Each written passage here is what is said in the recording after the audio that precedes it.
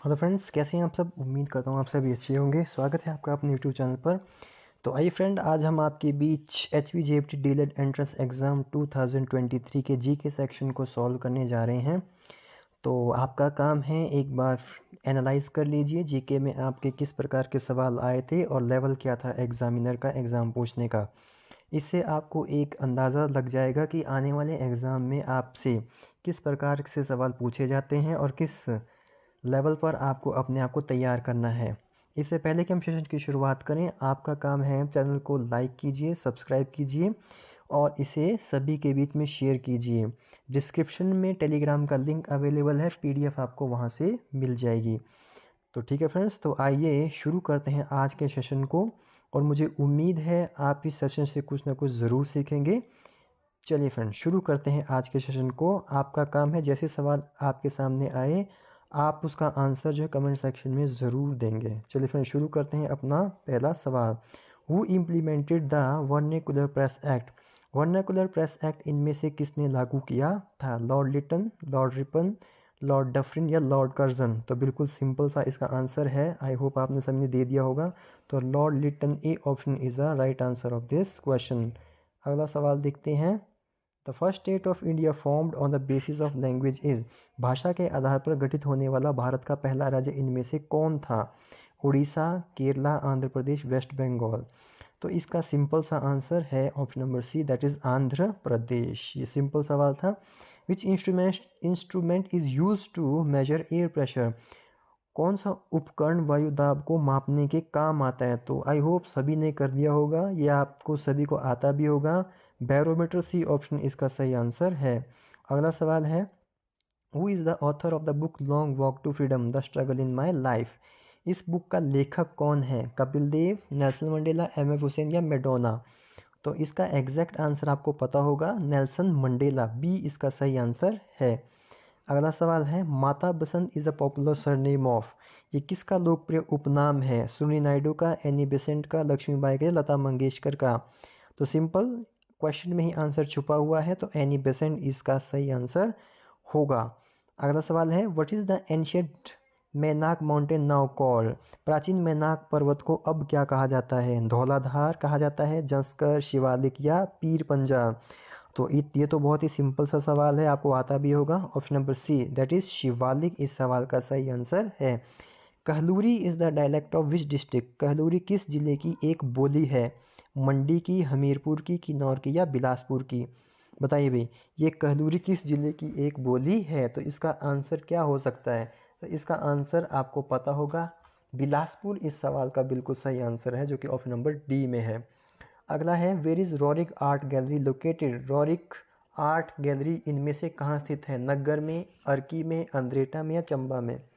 तो simple A option Naggar में इसका आंसर बिल्कुल सही होगा। ठीक है, आइए।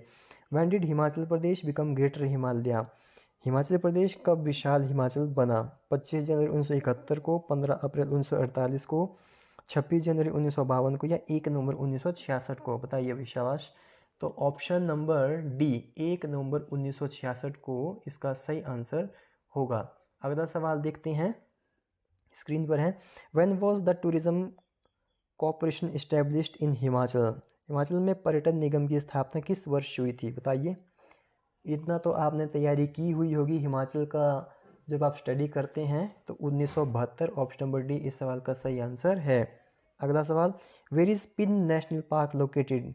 पिन घाटी राष्ट्रीय पार्क इनमें से कहाँ स्थित है? पिन घाटी राष्ट्रीय पार्क इनमें से कहाँ स्थित है भाई? किन्नौर में, कांगड़ा में, लाहौल स्पीति में या चंबा में। तो आपका आंसर होगा यहाँ पे correct, Lahaul Spiti, option number C. अगला सवाल है, Kathadi is famous folk dance of which place. Kathadi इनमें से कहाँ का प्रसिद्ध लोकप्रिय नृत्य है? मंडी, चंबा, कुल्लू या सिरमौर। बताइए भाई, कहाँ का ही है? इसका आंसर है कुल्लू, कुल्लू का है ये। ठीक है फ्रेंड्स, अगला सवाल देखते हैं। Which of the following temple build in pagoda style. इनमें से कौन सा मंदिर पैगोडा शैली में निर्मित है? भूतनाथ मंदिर, भीमाकाली मंदिर, हिडिंबा मंदिर या की गोम्पा स्पीति में। तो बहुत ही आसान है, पढ़ा भी आपने होगा, हिडिंबा मंदिर, जो कि ऑप्शन नंबर सी में है, ये इसका सही आंसर होगा। ये पैगोडा स्टाइल में बना हुआ है। Where is navy's NCC branch in Himachal? Himachal में नौसेना की एनसीसी शाखा इनमें से कहाँ पर स्थित है?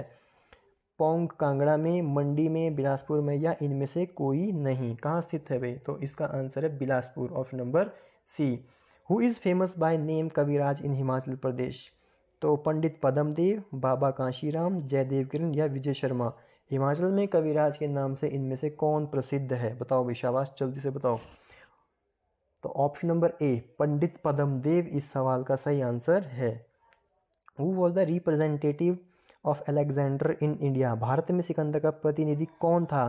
फिलिप, सेल्यूकस, मेगास्थनीज, या पोरस? कौन था भाई भारत का प्रतिनिधि, सिकंदर का प्रतिनिधि भारत में? तो Seleucus, Seleucus option number B इस सवाल का सही आंसर है। Who founded INC? Indian National Congress की स्थापना इनमें से किसने की? हजारों बार ये सवाल पेपर में आया हुआ है, किसी को कोई भी दिक्कत नहीं हुई होगी। ऑप्शन नंबर बी इस सवाल का सही आंसर है, AO ह्यूम। अगला है when was Pitt's India act pass? Pitt's India act इनमें से किस डेट में पास हुआ था? तो ऑप्शन नंबर ए 1769, बी 1780, सी 1765, या डी 1784? तो बिल्कुल सही आंसर आप मार्क कर रहे होंगे, मुझे उम्मीद है। तो ऑप्शन नंबर डी 1784 इस सवाल का सही आंसर है। What is the tenure of vice president? उपराष्ट्रपति का कार्यकाल इनमें से कितना है? 5 साल, 2 साल, 6 साल, या 4 साल? तो ऑप्शन नंबर ए 5 साल, आसान सवाल है भाई। What is the west most point of India? Bharat का पश्चिम उत्तर बिंदु इनमें से कौन सा है? बताओ भाई। इंदिरा पॉइंट है, इंदिरा कॉल है, गुहार मोती है, कि बितु है? तो आपको पता है ऑप्शन नंबर सी गुहार मोती इस सवाल का बिल्कुल सही आंसर है। Salt is separated from sea water by the method? समुद्र जल से नमक को अलग करने के लिए किस विधि का प्रयोग किया जाता है? वाष्पीकरण का, द्रवण का, छानना का, या पसाना का? सिंपल सी बात है, वाष्पीकरण, सभी को पता भी है। ठीक है फ्रेंड, ए ऑप्शन इसका सही आंसर है। Which virus causes small pox? Small pox इसमें से किससे होता है? चेचक नामक बीमारी किस विषाणु से होती है? अरबो वायरस से, वेरिसेला वायरस से, वेरियोला वायरस से, या रेप्डो वायरस से? तो option number C variola virus से इस सवाल का सही आंसर होगा। वेरियोला वायरस से होती है भैया। ठीक है फ्रेंड, अगला सवाल। Who wrote the book poverty and un British rule in India? Poverty and un British rule in India नामक पुस्तक इनमें से किसने लिखी हुई है? एडम स्मिथ ने, मार्शल ने, लुइस ने, या दादा भाई नौरोजी ने? तो आंसर क्या होगा भाई? दादा भाई नौरोजी ने ये लिखी हुई है ये पुस्तक। ठीक है भाई, तो देखा आपने, 2 सवाल आपके बुक्स एंड ऑथर से आए हुए हैं, किताब और लेखक से आए हुए हैं, तो किताब और लेखक को भी आपको पढ़ना होगा। आगे देखते हैं। When was the first industrial policy announced in India? Bharat में पहली प्रथम औद्योगिक नीति की शुरुआत कब हुई थी, या कब घोषित की गई थी? तो बताओ कब घोषित की गई थी? 1948 में, 50 में, 52 में, या 54 में? तो आंसर है इसका 1948 में, A option. When was the national literacy mission established? राष्ट्रीय साक्षरता मिशन की स्थापना इनमें से किस वर्ष हुई थी? 80 में, 88 में, 90 में, या 91 में? तो इसका एग्जैक्ट आंसर होगा option number B, that is 1988 में। तो आपने देखा, आपके एग्ज़ाम में जो सवाल है वो बिल्कुल स्ट्रेट फॉरवर्ड है, सिंपल से वन लाइनर टाइप के सवाल हैं। हल्की हल्की यदि आपको नॉलेज है या आपने कहीं पढ़ा हुआ है तो एग्ज़ाम को पास करना कोई बड़ी बात नहीं है। अगर हम जीके सेक्शन की बात करें तो अन्य सेक्शन में कैसा आपका रहेगा वो तो मुझे नहीं पता, परंतु जीके में 25 में से कम से कम 25 में से 23-24 आने तो बहुत ज़रूरी हैं आपके। क्यों? क्योंकि कई स्टूडेंट्स ऐसे हैं जो 25 में 25 भी सही करके आए हुए होंगे। ठीक है, तो वो अगर आप 25 में से जीके सेक्शन में भी नंबर कम लेकर के आ रहे हैं तो इट मीन आप खुद ब खुद अपने आप को बाहर कर रहे हैं। ऐसा क्यों? क्योंकि मैथमेटिक्स सेक्शन है, इंग्लिश सेक्शन है, वो सभी का एक जैसा ही है। इतना ज़्यादा किसी के मैथमेटिक्स और इंग्लिश सेक्शन में फ़र्क नहीं है। ठीक है, अगर आपने जीके में ही ख़त्म कर दिया अपने आप को तो आपका एग्ज़ाम नहीं निकलेगा। क्यों?